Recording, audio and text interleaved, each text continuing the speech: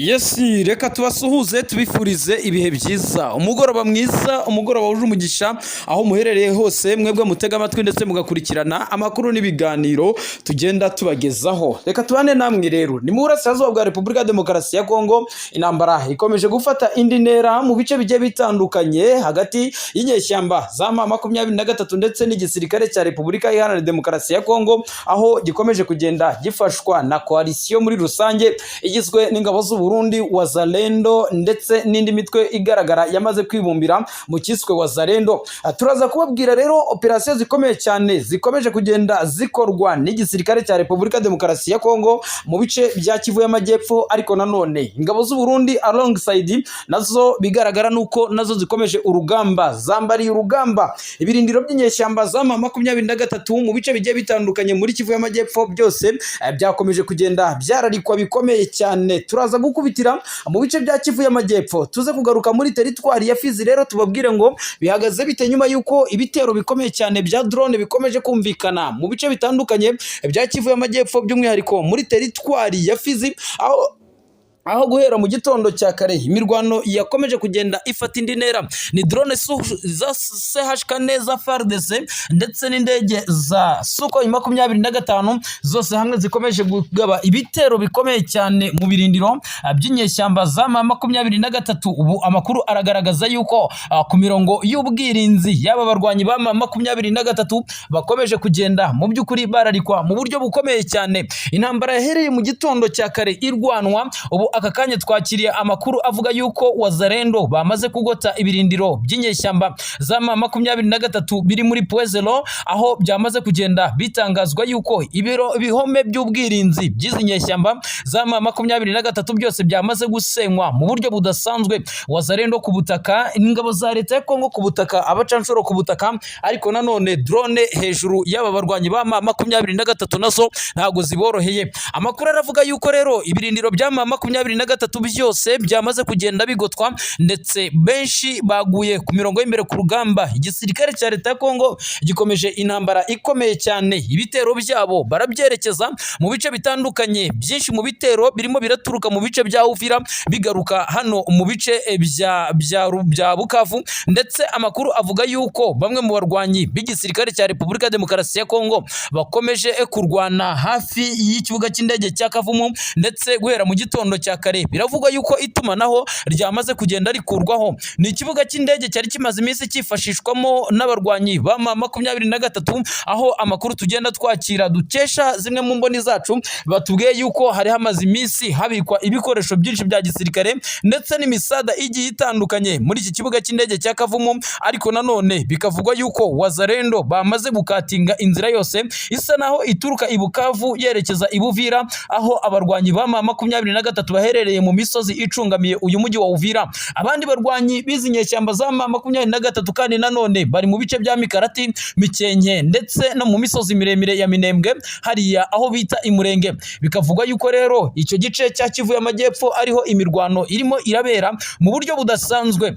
Imwe muri societe civile baganiriye n'ibi bitangazamakuru byagerageje kutugezaho aya makuru, biravugwa yuko mu by'ukuri abaturage bakomeje kugenda bahunga, ariko nanone abagerageje kubibona by'umwihariko mu ijoro ryakeye batubwiye yuko ibirindiro bya M23 byashumitswe ku buryo mu masaha ashyira mu masaha wa joro mu by'ukuri hakomeje kugenda hagaragara imyotsi ndetse n'ibibatsi by'umuriro, bigaragaza yuko mu by'ukuri ibirindiro by'izo nyeshyamba byakomeje kugenda bishumikwa gatanu kuri kagenzi kako. Turaza kugaruka nanone kandi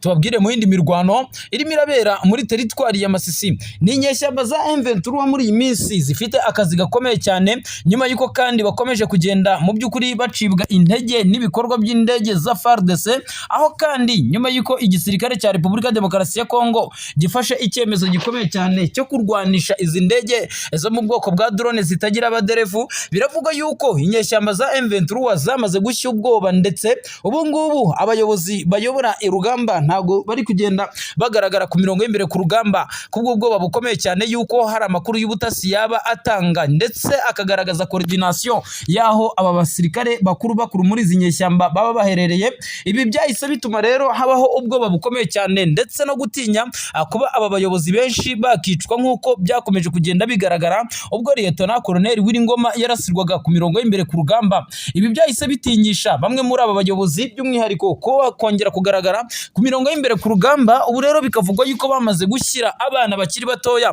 ku mirongo y'imbere ku rugamba kugira ngo aribo bayobora, kubw'ubwoba bw'uko abakadire bakuru by'umwihariko mu gisirikare cy'izi nyeshyamba za M23 bose bakomeza kugenda baraswa. Ibi rero byahise biha avantage ikomeye cyane uruhande rwa coalition ruyobowe na Maimai Ngoma Nzito ya Kutumba ndetse na Makanaki. Abangaba nibo bamaze kwifatira iry'iburyo, ndetse no ku ruhande rw'igisirikare cya leta ya Kongo, ingabo z'u Burundi, abacanshuro ndetse n'ingabo za Tanzania, aba bose niko bamaze kugenda bafata icyemezo gikomeye cyo kwa divansingira rimwe, ndetse ni nayo mpamvu mukomeje kumva ibirindiro by'izi nyeshyamba za M23 umunota ku munota, isaha ku isaha bikomeje kugenda bisenywa. Turi buze kugaruka mu kibaya cya Ruzizi, naho ibintu ntago byoroshye, urugamba rwamaze kuba amaragasa. Inyeshyamba za M23 zirimo zirakubitwa uruhenu, zatsinzwe, zakomeje kugenda zihunga.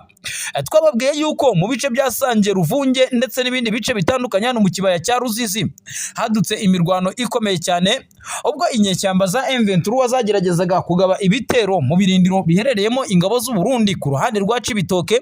ariko nanone gisirikare cya leta ya Kongo FARDC nacyo ku ruhande rwacyo bahita baka umusada ukomeye cyane bafatanyije na Wazalendo,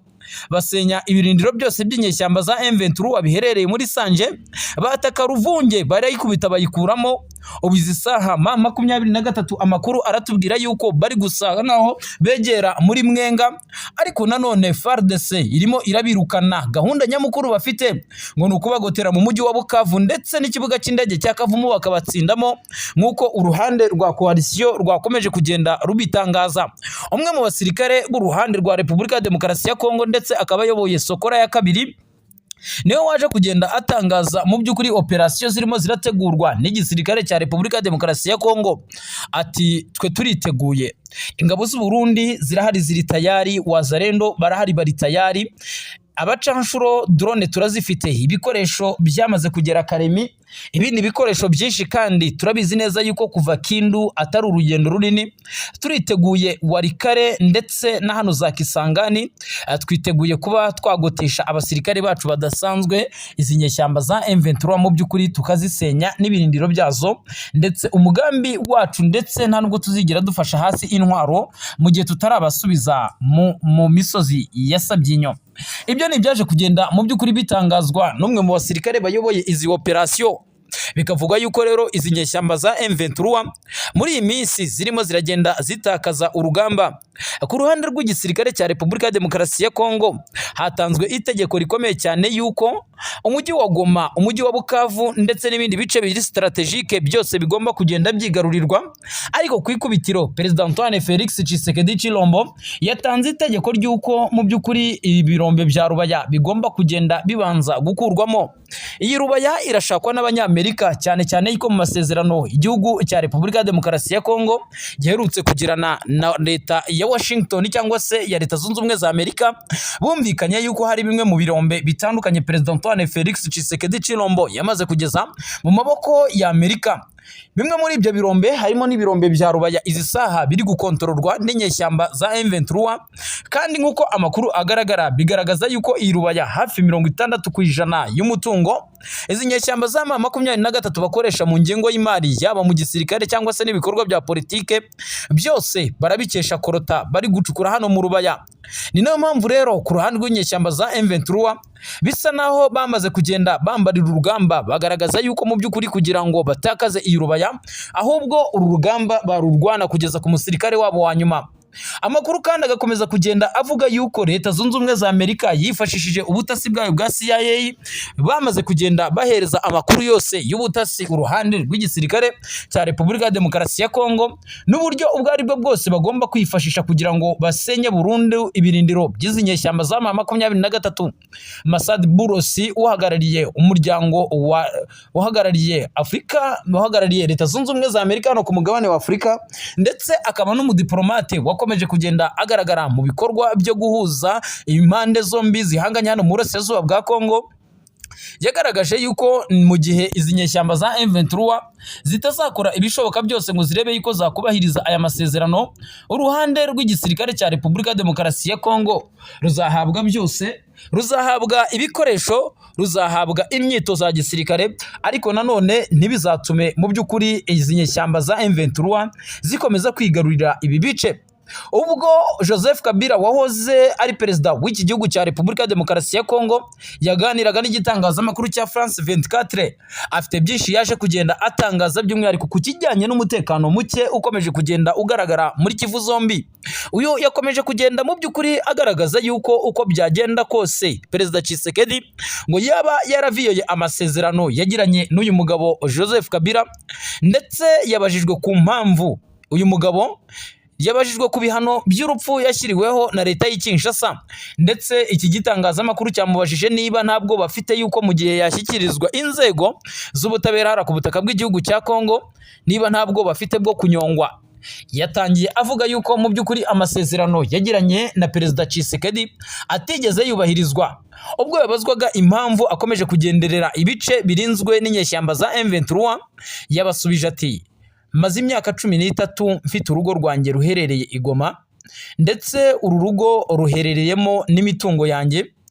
kandi hariya haherereye abaturage bagenzi bacu b'abakongomani. Ntago mbona ikibazo ku kuba ngewe nasura umujyi wa Goma, ndetse nkaba nagira n'ibyo nganira n'ubuyobozi buyoboye uyu mujyi wa Goma. Aya ni amagambo akomeye cyane yaje gutangazwa na Joseph Kabila,